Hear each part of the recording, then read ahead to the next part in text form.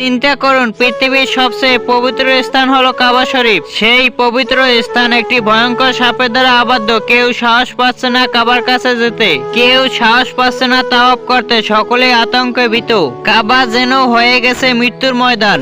এমন ভয়াবহ পরিস্থিতিতে কে ছিল সেই ইমানের বীর, যিনি নির্ভয়ে দাঁড়ালেন আল্লাহর উপর ভরসা করে? চলুন শুনি সেই অবাক করা কাহিনী।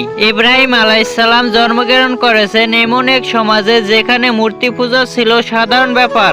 ইব্রাহিম আলাইহিসসালাম ছোটবেলা থেকেই আল্লাহর একাত্মবাদের সন্ধান করতেন। তিনি মূর্তিগুলো ভেঙে ফেলেছিলেন, মানুষের সামনে যুক্তি দিয়ে প্রমাণ করেছিলেন যে এক আল্লাহই উপাসনার যোগ্য। মহান আল্লাহ রব্বুল আলামিন তাকে এক বিশাল বড় দায়িত্ব দিলেন, পৃথিবীর কেন্দ্রস্থলের মক্কায় একটি পবিত্র ঘর নির্মাণের, যেখানে মানুষ কিনা শুধু আল্লাহ রব্বুল আলামিনের ইবাদত করবে। আল্লাহ তাআলার নির্দেশ শুনে ইব্রাহিম আলাইহিসসালাম তার পুত্র ইসমাইল আলাইহিসসালামকে সাথে নিয়ে সেই মহান কাজ শুরু করলেন। এই কাবা ঘর নির্মাণ করতে তাদের অনেক সময় লেগেছিল। কাবা শরীফের কাজ শেষ হওয়ার পর ইব্রাহিম আলাইহিসসালাম তার পুত্র ইসমাইল আলাইহিসসালাম সেই কাবার চারপাশ তাওয়াফ করলেন এবং মানুষদেরকেও সেই কাবার চারপাশ তাওয়াফ করতে আহ্বান করলেন। এরপরে আল্লাহর বান্দারা তাওয়াফ করতে শুরু করলেন। এভাবে কেটে গেল অনেক দিন। হঠাৎ করে একদিন বিশাল আকৃতির সাপ সেই কাবার এলাকায় দেখা যায়। সাপটি ছিল অনেক ভয়ঙ্কর, তার শরীর যেন চকচক করছে। সেই সাপটি কাবার চারপাশে এমন ভাবে থাকতো যেন তিনি কাবার পাহারাদার হয়ে উঠেছেন। তার জন্য কেউই কাবার চারপাশে যেতে পারত না। যারা কাবার কাছে আসার চেষ্টা করত সাপটি তাদের উপর হামলা করত। মানুষের মাঝে তখন আতঙ্ক ছড়িয়ে গেল। তখন তাদের মনে একটি প্রশ্ন উঠলো, এটা কি আল্লাহ তাআলা গজব নাকি অন্য কোনো রহস্য? এরপরে একদিন কয়েকজন সাহসী মানুষ তরোয়ার হাতে নিয়ে এগিয়ে এলো সাপটিকে মারার জন্য। কিন্তু সেই সাপ ছিল এত দ্রুত এবং ভয়ঙ্কর, কারো সাহস হতো না তাকে মারার। পুরো মক্কা অঞ্চলে এক আতঙ্ক ছড়িয়ে গেল। তাওয়াফ করা বন্ধ হয়ে গেল। কেউ আর আল্লাহর ঘরের কাছে যেতে সাহস করত না।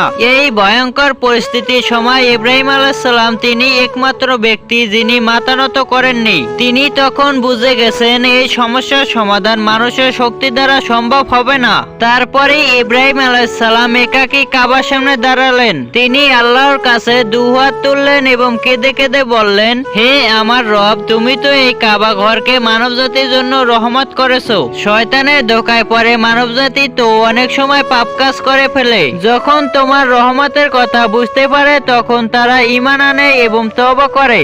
যাদের কাবা তাওয়াফ করার মতো সামর্থ্য আছে তারা এসে তাওয়াফ করে। তুমি তো এই কাবা ঘরের রক্ষক, হে আল্লাহ, তুমি আমাদের এই বিপদ থেকে রক্ষা করো। তার দোয়া শেষ হতে না হতেই একটি আশ্চর্যজনক ঘটনা ঘটলো। আকাশ থেকে এক ভয়ঙ্কর বজ্রপাত হলো। সাথে সাথে সাপটি পাথরের মতো শক্ত হয়ে গেল। সে আর নড়াচড়া করতে পারল না। তখন মানুষ এগিয়ে এসে দেখলো সত্যি সাপটি পাথর হয়ে গেছে। কাবা ঘরের জন্য তখন আল্লাহর কুদরত প্রকাশিত হলো। একটি জীবন্ত সাপকে পাথরে পরিণত করে দিল। তখন মানুষ দলে দলে এসে আল্লাহর শুকরিয়া আদায় করলো। আজও কাবা শরীফ আমাদের সামনে দাঁড়িয়ে আছে ঈমানের প্রতীক হয়ে। আজও কোটি কোটি মানুষ কাবা তাওয়াফ করছে ইব্রাহিম আলাইহিসসালামের দোয়ার বরকতে। প্রিয় বন্ধুরা, ভিডিওটি ভালো লাগলে লাইক দিন এবং সাবস্ক্রাইব করে পাশে থাকুন।